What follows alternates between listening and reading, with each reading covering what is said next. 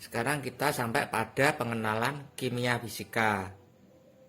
Ini ada pengenalan secara fisika dan secara kimia.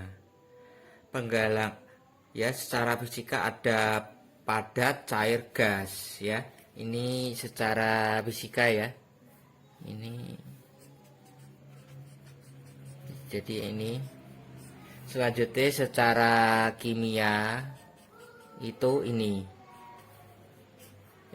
yang ini ya, keliru. Ini yang unsur senyawa campuran. Ini plasma. Ini secara fisika. Oke. Selanjutnya penggolongan materi secara fisika itu ada 4. Solid, padatan, liquid, cairan, gas itu terus plasma. Nah, padat contohnya apa? Ini ada kayu, ada kaca, ada apa? Batu ya, dan sebagainya. Terus liquid, cairan itu apa? Ada air, ada minyak, ada ya, dan lain-lain. Oke. Selanjutnya gas. Gas itu apa saja? Ada asap, ada uap ya. Oke. Selanjutnya plasma. Plasma itu apa saja? Gas, plasma. Oke. Oke. Ada contoh lain? Ya. Ada banyak ya di alam ini. Sekarang kita lanjutkan pada perbedaan dari sifat materi ya. Sini kita bedakan ada padat, cair, gas. Nah, kenapa kita nggak ada plasma? Karena plasma itu sifatnya mirip gas. Oke. Sekarang kita gaya tarik partikel. Gaya tarik partikel ini kalau padat gimana? Kuat ya. Untuk zat cair gimana? Itu kurang. Untuk gas gimana? Gaya tarik menariknya gimana? Lemah. Nah, karena padat itu gaya tarik partikelnya kuat, maka gerak partikelnya gimana? Berarti gerak partikelnya hampir tidak bergerak ya. Karena gaya tariknya kuat berarti gerak partikelnya hampir tidak bergerak ya. Berarti tidak bebas. Terus kalau cairan bebas. Nah, karena kan gerak tarik partikelnya kurang maka bebas, makanya mudah mengalir ya. Sedangkan gas gimana? Sangat bebas ya, sangat mudah mengalir. Makanya gas ini sangat mudah mengalir, berdistribusi ke seluruh ruangan. Gas itu gaya tarik partikel juga mempengaruhi gerak partikel ya. Makanya gerak partikel itu sangat terpengaruh gaya tariknya.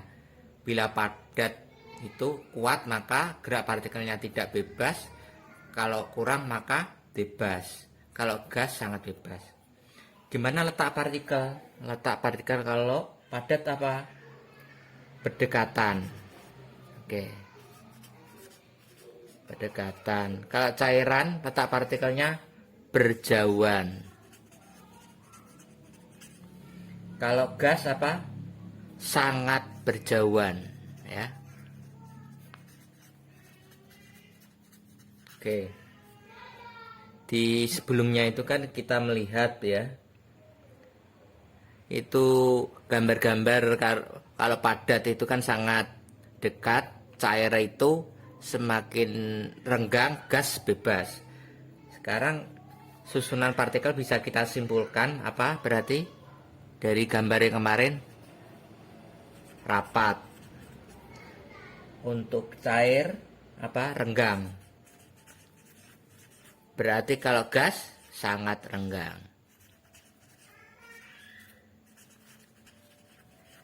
Jadi sifat-sifat dari partikel ini mempengaruhi bentuk materi. Jadi kalau padat bentuknya apa? Tetap. benda cair itu maka bentuknya gimana? Dilihat dari susunan partikel, gerak partikel, berarti berubah-ubah ya bentuknya. Geraknya macam-macam, gaya tarik lemah, maka bentuknya berubah-ubah. Gas, karena gaya tarik lemah, letak partikelnya berjauhan, geraknya bebas, maka bentuknya juga berubah. Gimana volumenya? Kalau padat itu bentuknya tetap. Volumenya ya gimana? Berarti ikutan tetap. Terus, oke, gimana volumenya? Volume kalau padat itu tetap ya, karena apa? Gaya tariknya kuat, susunan partikelnya rapat, maka volumenya tetap. Sedangkan cair, dia itu gerak partikelnya bebas, gaya tariknya kurang, tapi volumenya juga masih tetap ya. Sedangkan gas, volumenya jelas-jelas berubah, kan sangat bebas, sangat berjauhan. Oke. Kemudian materi itu dapat berubah secara fisika maupun secara kimia. Oke, kita lihat secara fisika itu tidak terbentuk zat baru.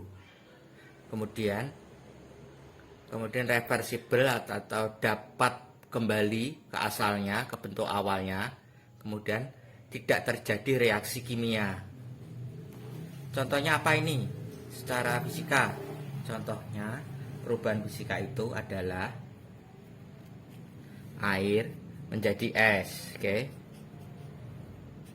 Kemudian air menjadi es. Ketika es itu diberi tempat panas, maka akan mencair menjadi air. Begitupun sebaliknya, air menjadi es bila didinginkan. Oke. Kalau kimia apa? Terbentuk zat baru, irreversible, tidak dapat kembali ke bentuk awal. Kemudian terjadi reaksi kimia berupa pembentukan gas atau pembentuk perubahan warna. Terus tadi ya contohnya perubahan kimia, oke. Seperti apa? Kayu menjadi abu. Jadi kayu itu yang telah dibakar menjadi abu itu tidak dapat kembali menjadi kayu ya, tidak dapat menjadi bentuk semula kayu. Kemudian kita akan membahas lebih lanjut ya. Sekarang kita akan membahas lebih lanjut tentang perubahan fisika, oke. Jadi dari kiri ke kanan, maka energi entalpinya naik ya, energi entalpi naik atau semakin besar. Kemudian benda padat menjadi gas, maka benda tersebut akan mengalami apa? Peristiwa menyublim.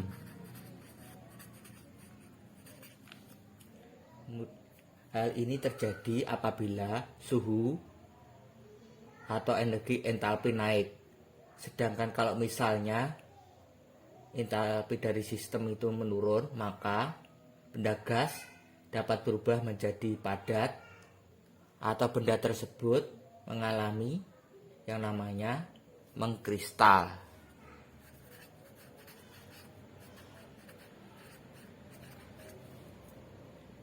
Untuk benda padat, entalpi sistemnya ini dapat mengubah benda padat menjadi cair. Prosesnya disebut dengan mencair.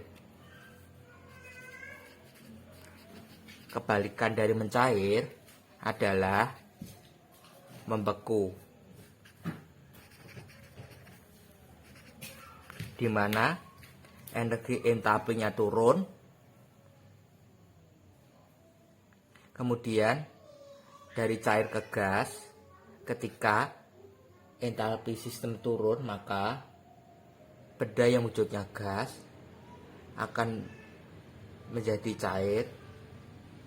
Peristiwanya itu disebut dengan mengembun ya. Cair menjadi gas, mengembun. Energi entalpinya turun. Kemudian entalpi sistem itu naik.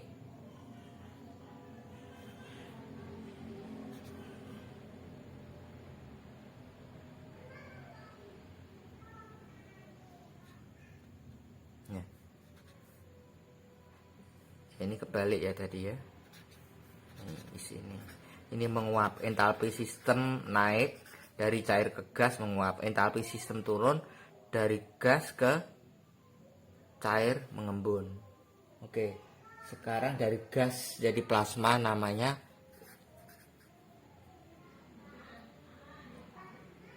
kalau kembali ke bentuk gas itu namanya membutuhkan proses yang disebut dengan rekombinasi. Oke.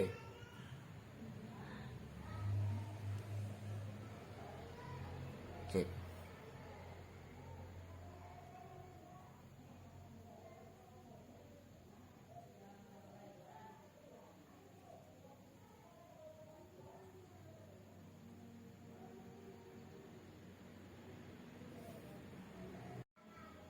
Oke, kita dapat mengubah wujud benda menjadi plasma dengan cara mengubah entalpi sistem.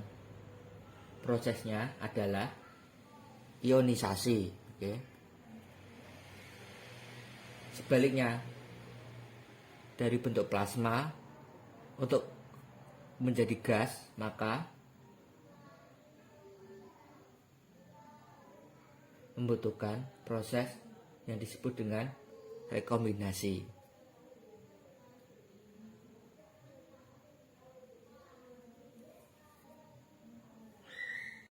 Agar lebih paham, kita akan mengerjakan contoh soal. Peristiwa yang menunjukkan perubahan fisika adalah, perlu kalian ingat, ciri-ciri dari perubahan fisika.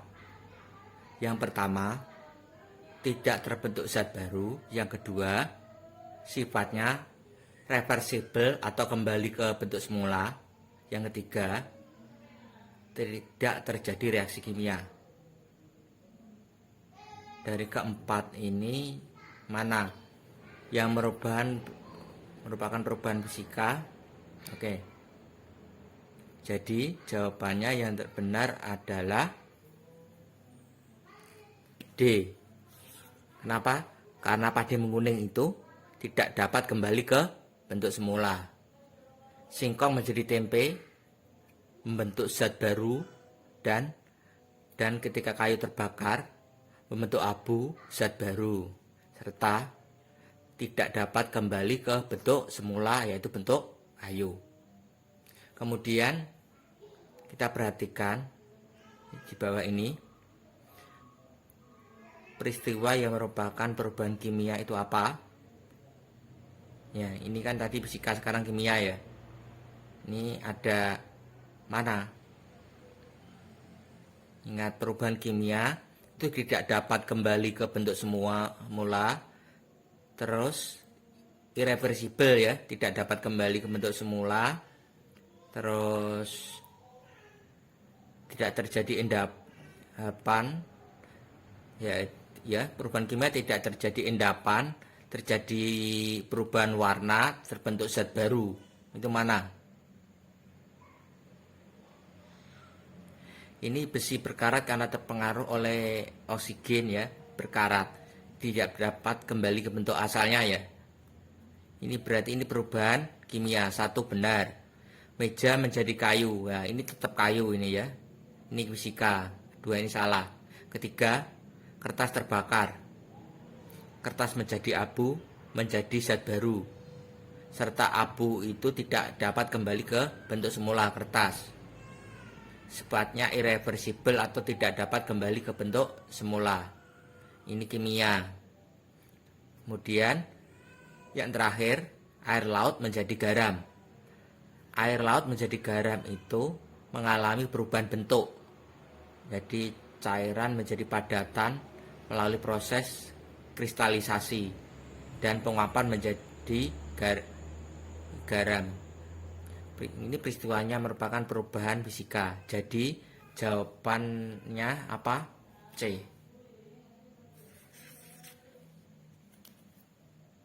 Soal ketiga, sejumlah air yang dipanaskan terus-menerus dapat menjadi uap air karena air menjadi uap air merupakan salah satu contoh perubahan fisika, yaitu prosesnya adalah menguap. Jadi energi panas ini memperbesar gaya tolak antar partikel dalam air sehingga berubah menjadi gas. Oke, ini soal terakhir. Sejumlah uap air berubah menjadi air, kemudian menjadi es. Uap tersebut mengalami peristiwa. Nah, pertama, uap air adalah gas menjadi air, jadi menjadi cair. Ketika gas menjadi cair, berarti prosesnya adalah proses apa? Pengembunan. Selanjutnya, dari zat cair menjadi es. Es itu benda padat. Dia mengalami proses yaitu pembekuan. Maka jawaban nomor 4 adalah mengembun kemudian membeku.